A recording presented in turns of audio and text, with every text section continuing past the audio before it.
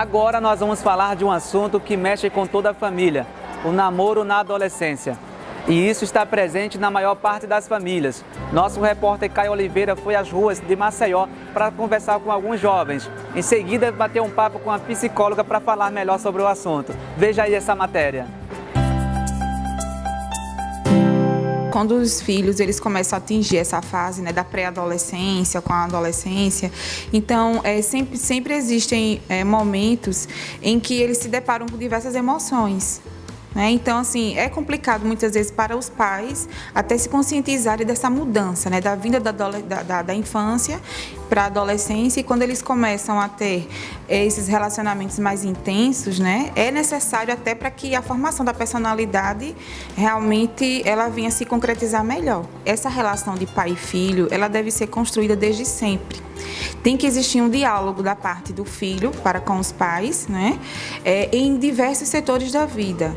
Se esse diálogo ele já vem sendo construído, né, desde a infância, quando chega nesse momento exato, a coisa vai fluir normalmente, porque essa relação ela já vai estar bem estreita. Então não existe um momento correto, né?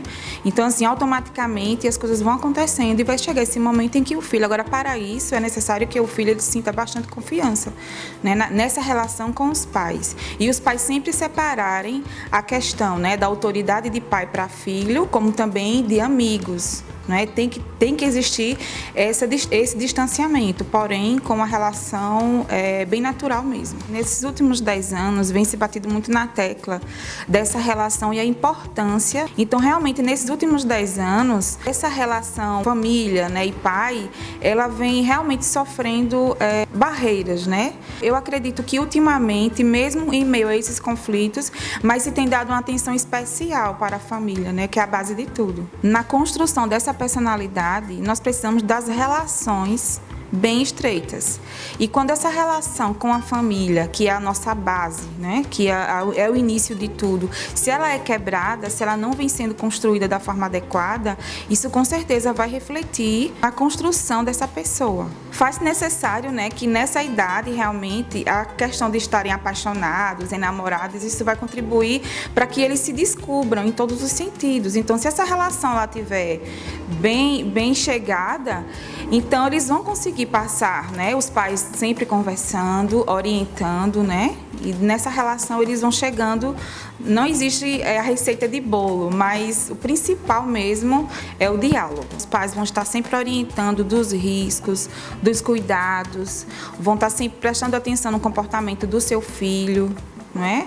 Sempre mostrando para ele, né, o outro lado da vida, outras questões, sempre enfatizando o bem para que nessa relação que haja, caso haja, né, uma desilusão amorosa, eles já estarem meio que preparados para isso. Muitas mulheres foram mães novas, né, ainda não casadas, existem às vezes mães solteiras, né, e o discurso do filho, você faz, por que eu não posso fazer, não é verdade?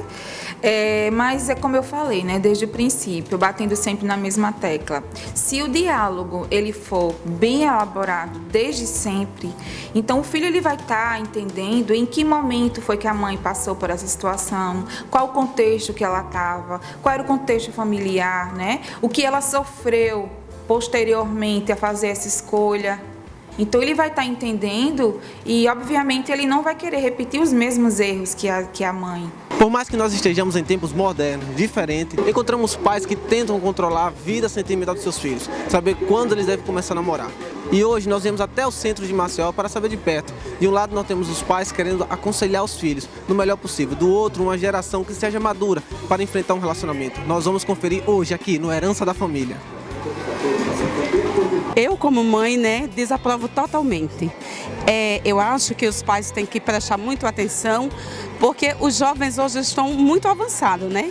E para mim, 12 anos é uma criança.